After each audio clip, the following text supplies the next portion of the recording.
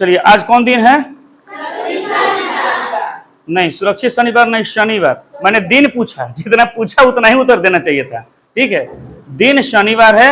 और आज के दिन बिहार राज्य सरकार के तरफ से जो एक महत्वपूर्ण कार्यक्रम चलता है सुरक्षित शनिवार, उसके अंतर्गत हम लोग शनिवार को सुरक्षित शनिवार का नाम देते हैं। ठीक है, इसमें हम लोग क्या करते हैं कि आपदा से संबंधित किसी एक टॉपिक को लेकर के हम लोग चर्चा परिचर्चा करते हैं, उसकी जानकारी साझा करते हैं, सीखते हैं, जानते हैं, और उससे बचाव हम किस प्रकार से कर सकते हैं यह जानकारी हासिल करते हैं। और प्रत्येक शनिवार के दिन हम लोग अलग अलग टॉपिक लेकर के आते हैं। आज हम लोग का टॉपिक है चक्रवाती तूफान, या उसे कह सकते हो आंधी। चक्रवाती तूफान का नाम सुने हो? या आंधी। गांव देहात में हम लोग एक चीज देखते हैं, बवंडर देखते हो, जो गोल गोल घूमता होगा पूरा तेजी में, देखे हो? तो उसी टाइप का चक्रवात है बवंडर। तो यदि तकनीकी भाषा के रूप में देखा जाए, बात नहीं करो, मना किए थे ना, तकनीकी रूप से देखा जाए परिभाषा के रूप में, तो हम लोग कहते हैं कि लो प्रेशर का क्षेत्र होता है ना, कम वायुमंडलीय दबाव जिसको बोलते हैं हिंदी में। ठीक है, उसका चीज हम लोग विज्ञान में पढ़ते हैं और ज्योग्राफी में पढ़ते हैं। लो प्रेशर का क्षेत्र जहां बनता है वहां के चारों ओर गर्म हवाएं तेज घूमती है राउंड में। लो प्रेशर के क्षेत्र में कम वायुमंडलीय दबाव होता है, वहां पर घूमती तेजी में, उसी को हम लोग चक्रवाती तूफान कहते हैं या आंधी कहते हैं। और वो जो चक्रवाती तूफान क्या होता है कि बहुत तेज हवा लेकर के, बहुत तेज हवा मतलब कि गर्म के साथ गर्म तेज हवा काफी तेजी से बहता है, उसे हम आंधी कहते हैं, आंधी तूफान जिसको बोलते हैं। वैसे सामान्य भाषा में आंधी तूफान आप लोग देखते भी हो, जानते भी हो। अरे बाप रे, भागो, आंधी आया है, तूफान आया है। बहुत तेज हवाएं चलती है जिससे बहुत सारा चीज देखते इधर उधर उड़ने पुड़ने लगता है, नहीं? तो इस तरह से हम लोग आंधी तूफान को जिस रूप में जानते हैं। अब बात आता है कि आंधी तूफान से हम किस प्रकार से अपना बचाव करें। बचाव जरूरी है। मान लो कि बहुत तेज आंधी आ गया, तूफान आ गया, ठीक है, इस आंधी तूफान में एक और चीज आता है, मैं बता देता हूं। पहले बचाव के बारे में जानकारी हासिल करेंगे, लेकिन चीज बताता हूं कि इस आंधी तूफान में क्या होता है कि कभी कभी बहुत ज्यादा मूसलाधार बारिश भी हो जाता है। और बारिश के साथ साथ जो ठनका, जिसको बिजली गिरना कहते हो, बिजली चाहे वो पत्थर गिरना, वज्रपात जिसको बोलते हैं, इस सब का भी मतलब कि आगमन होता है इस तूफान के साथ। तूफान, आंधी, बारिश सब हो जाता है कभी कभी। तो कुल मिलाकर सबसे बचाव करने की आवश्यकता होती है। ठीक है, तो इससे बचना चाहिए और क्या करना है क्या नहीं करना है, थोड़ा इस पर हम चर्चा आज करना चाहेंगे। सबसे पहले क्या करना है कि जब भी आपको तूफान आए तेज, मान लीजिए लगता है कि बहुत तेज हवा आ रहा है, तूफान आ रहा है, अभी हाल ही में कुछ दिन पहले आया था, नहीं बहुत ज्यादा आया था, आप सब जानते हो। तो करना क्या है, सबसे पहले कि कोशिश करना चाहिए कि हम घर में बने रहें, घर से बाहर न जाएं। देखते हो बाहर रहते कभी आंख में कुछ पड़ जाता है, या कुछ चीजें उड़ करके आपके सर से भी टकरा सकती हैं, आपकी आंखों में पड़ सकती हैं, चेहरे पर कुछ गिर सकता है ना, या आप खुद गिर सकते हो कहीं। तो इसलिए घर से बाहर बिल्कुल न निकले। इसके बाद देखते हो जिसके पास घर है, कोई 1 मंजिला, कोई 2 मंजिला, कोई 3 मंजिला घर है किसके यहाँ, तो कोशिश करना चाहिए कि सबसे निचला तल, ग्राउंड फ्लोर कहते हैं ना, निचला तल, उसमें रहने का प्रयास करना चाहिए। ये नहीं कि तेज तूफान आया है ना, हम सबसे छत ऊपर चढ़ गए, तो ऐसा गिरोगे सीजन नहीं चलाओगे, है ना, बिल्कुल नहीं जाना चाहिए। मौसम की जानकारी बार बार लेते रहना चाहिए, कैसा मौसम हुआ है। ये नहीं कि बार बार हम बाहर निकल कर देख रहे हैं कि तूफान कैसा थमा है कि नहीं। अपने आसपास के लोगों से, या अब घर में मोबाइल है, टीवी है, रेडियो है, उसके माध्यम से हम पता करेंगे कि मौसम का क्या मिजाज है। कभी कभी थोड़ा देर के लिए मौसम शांत भी हो जाता है, फिर अचानक तूफान आ जाता है ना। तो इसलिए इतना मतलब कि सामान्य तरीके से बाहर नहीं निकलना चाहिए, उस तरह का सीजन आता है तो। ठीक है, आपको 2 तरह का मकान होता है ग्रामीण क्षेत्रों में, देखोगे कुछ मिट्टी के ही मकान होते हैं, खपड़ैल भी होते हैं, कुछ कराकट के भी होते हैं, कुछ फूस के भी होते हैं, और कुछ पक्के मकान होते हैं। तो मान लीजिए कि आपके पक्के मकान नहीं है, तो कम से कम दूसरे के घर में भी आश्रय उस समय ले सकते हो जिस समय तूफान आता है ना। तो तूफान आए तो कम से कम पक्के मकान में ही मतलब कि रहने का प्रयास करना चाहिए, आश्रय लेने, और बाहर बिल्कुल नहीं जाना चाहिए। ठीक है, साथ में एक और काम करना चाहिए कि जब तूफान आने का संकेत दिया गया हो मौसम विभाग द्वारा कि तूफान आ सकता है, और आप लोग अपने घर में बने, सावधान रहें, सुरक्षित रहें। देखते हो टीवी वगैरह पर बार बार दिखाता है ना। तो करना क्या है कि पहले से तैयारी रखना चाहिए। मैं ये बातें सिर्फ आप लोग नहीं बता रहा हूँ, ये बातें आप लोग अपने गार्जियन को भी शेयर करेंगे। मैं चीजें कुछ नोट करा देता हूँ, नोट कर लेंगे, नोट किए भी हैं, ठीक है ना। जैसे मान लीजिए कि जरूरी चीज क्या होता है, मोबाइल होता है, टॉर्च होता है, बैटरी वाला टॉर्च है तो और बढ़िया है, क्योंकि बिजली तो मिलेगा नहीं, जब तूफान आता है बिजली कट जाता है। टॉर्च हो गया, माचिस हो गया, कुछ रेडीमेड खाने पीने की चीजें भी हो सकती है, बिस्किट हो गया, ड्राई फ्रूट्स हो गया, इस सब चीज अपने पास रखो, क्योंकि भूख लगेगा तो पता चले खाना तो मिल ही नहीं रहा है। जब जब कोई आपदा आता है तो सबसे प्रश्न आता है खाने पीने की चीजें, क्या वाटर बोतल हो गया। तो ये सब आवश्यक चीजें एक जगह रख लेना चाहिए कि जब तूफान आएगा ना तो इसको अपने साथ लेकर कहीं हम बने रहेंगे, ताकि हमारा जो आवश्यक चीजें हैं वो हमारा पूर्ति कर सके। जैसे मान लोग बोलते हैं ना कि मोबाइल रहेगा तो हम जानकारी हासिल करेगा। हाँ, मौसा के फोन करते, मौसी के, चाचा चाची के, जो भी हो, जिसको फोन करके पूछोगे ना कि पापा कहाँ है, भैया कहाँ है, जोक सपाट जो भी हो, तो इस तरह से हम किसी तरह की जानकारी चाहे कहीं से पूछ सकते हो जानकार व्यक्ति से कि मौसम कैसा है। हमको ही फोन करोगे सर मौसम ठंडा हुआ है कि नहीं अभी, क्या है ना। तो इस तरह से मोबाइल वगैरह रखना चाहिए। जो आवश्यक चीजें हैं, खाने पाने की चीजें हैं, या मान लो टॉर्च हो गया, माचिस हो गया, कोई माचिस भी जरूरत पड़ जाता है, तो इस तरह का चीजें हैं।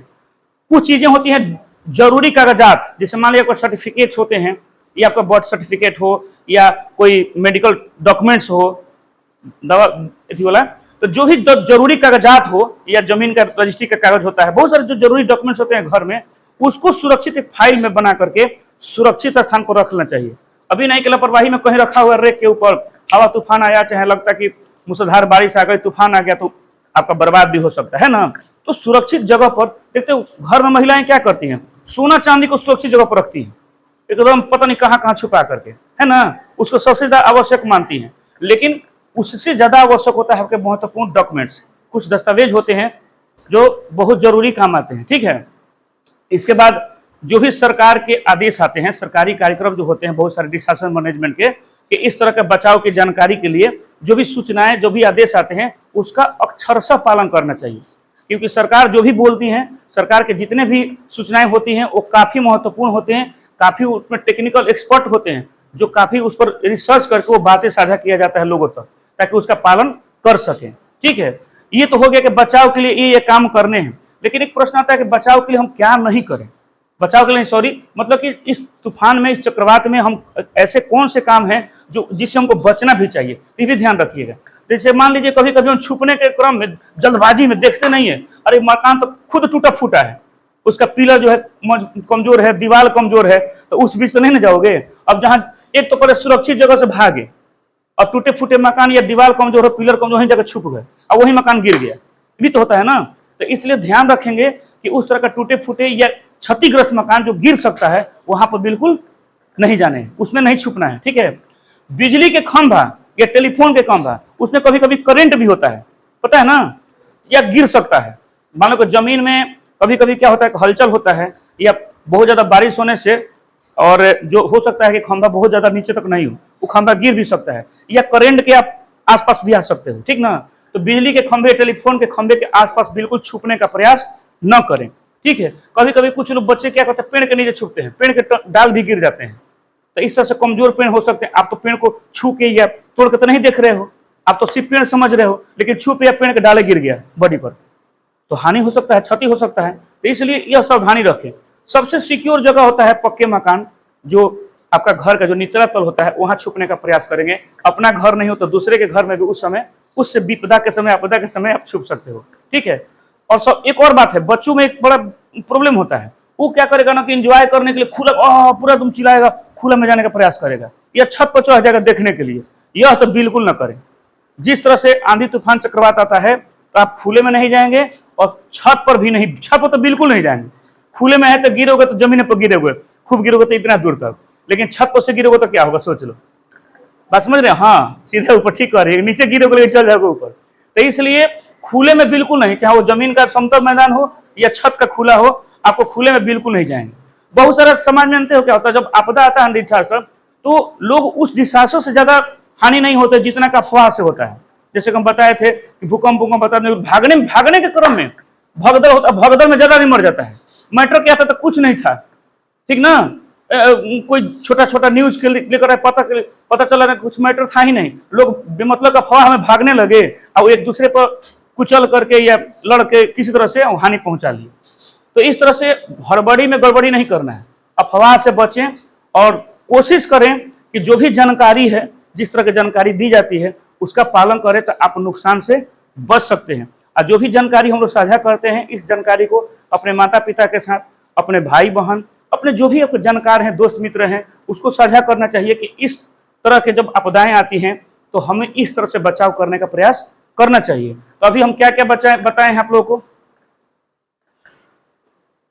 जैसे एक और चीज काम करना है, जैसे मान लो घर में भी हो ना तो कुछ बच्चे खिड़की झांकने लगते हैं, तो कोई कोई खिड़की कमजोर भी होता है विंडो, तो वो ध्यान रखना होगा कि नहीं कमजोर खिड़की के पास बैठे हैं, कभी कभी उखड़ करके देही में पूरा बॉडी को हानि पहुंचा सकता है, ठीक ना। इसलिए खिड़की दरवाजे बिल्कुल बंद कर दें, क्योंकि जब हवा तूफान आएगा तो पूरा अंदर तक हवा जाएगा ना, बाहर की चीजों को भी अंदर ले जाएगा, तो इसका भी ध्यान रखें। कुल मिलाकर के आप पक्के मकान में अंदर छुपने का प्रयास करेंगे, सारी खिड़कियां सारे दरवाजे बंद कर देंगे और तूफान आंधी तूफान थमने का इंतजार करेंगे, ठीक है। तो जितनी भी चीजें बताई गई हैं उसका पालन करने का प्रयास करेंगे, ठीक है। तो आज हमें इतना ही संक्षिप्त में जानकारी मैंने दिया चक्रवात और आंधी तूफान के बारे में। मेरा पूरा विश्वास है, उम्मीद है कि इसको आप लोग पूरी तरह से पालन करेंगे और हो सके तो अपने मित्रों को, संबंधियों को, घर में माता पिता भाई बहन जो भी हैं उसको साझा करने का प्रयास करेंगे। अगले सप्ताह हम लोग इस चीज को पूरे पूछेंगे, ठीक ना। कोशिश करिएगा आप लोग कि जो नोट किए हो आप लोग एक बार थोड़ा सा ठीक से देख लेना, ठीक है। यह काम आपको परीक्षा में भी काम आ सकता है और जानकारी के लिए जरूरी है। एक चीज मैं और कहूंगा कि देखो, इससे जानकारी मैं देना चाहूंगा, हो सकता है कभी आपको सामान्य ज्ञान भी आ सकता है। ग्लोब देखे हो ना, ग्लोब देखे हो, तो ग्लोब को दो भागों में मान लो कि हम बांटते हैं। जैसे बीच में क्या होता है, विषुवत रेखा, जिसको हम लोग भूमध्य रेखा भी कहते हैं। तो ऊपर के पार्ट को हम लोग क्या कहते हैं, उत्तरी गोलार्ध कहते हैं, और नीचे के पार्ट को हम लोग क्या कहते हैं, निचली गोलार्ध कहते हैं। तो जो ये तूफान है, इस तूफान में दोनों जगह अलग अलग नामों से जाना जाता है, पता है कि नहीं आपको। जानकारी के बता दूं कि जब दक्षिणी गोलार्ध में, दक्षिण मतलब नीचे बोलते हो ना, मैप पर हम लोग ऊपर में नॉर्थ कहते हैं, नीचे में साउथ कहते हैं, ठीक है ना, नीचे दक्षिण कहते हैं। तो दक्षिणी गोलार्ध में जब कोई चक्रवात या तूफान आता है तो इसको हम लोग चक्रवात कहते हैं। इस तरह का तूफान आता है तो हम चक्रवात कहते हैं, जो गर्म हवा तेज, जिसकी मैं चर्चा कर रहा हूँ। और ये घड़ी की मतलब कि दिशा में चलता है, जैसे हवाएं ऐसे चलेंगी, तूफान, समझ गए। घड़ी कैसे चलता है जी, ऐसे ऐसे चलता है ना। मान लो कि ये घड़ी है, देखो ये घड़ी है ना, तो ऐसे चल रहा है ना, तो इसको कहते हैं घड़ी की दिशा में। तो जो तेज हवाएं चलती हैं, घड़ी की दिशा में चलती है, उसको हम लोग चक्रवात कहते हैं। क्लियर, याद हो गया ना। और जो उत्तरी गोलार्ध में यही हवाएं, यही गर्म हवाएं, ये जो तेज आंधी तूफान जो है, इसको हम लोग दूसरे नाम से जानते हैं। इसको जानते हैं हरिकेन कहते हैं या टाइफून कहते हैं। क्या बोलते हैं, हरिकेन या टाइफून। तो यह याद रखेंगे, कभी सामान्य ज्ञान में भरने के लिए आ जाए, ये जानकारी के लिए है। दोनों तेज हवाएं, आंधी है, आंधी जिस मान लो, चलो आंधी हम लोग सिंपल भाषा में आंधी समझते हैं।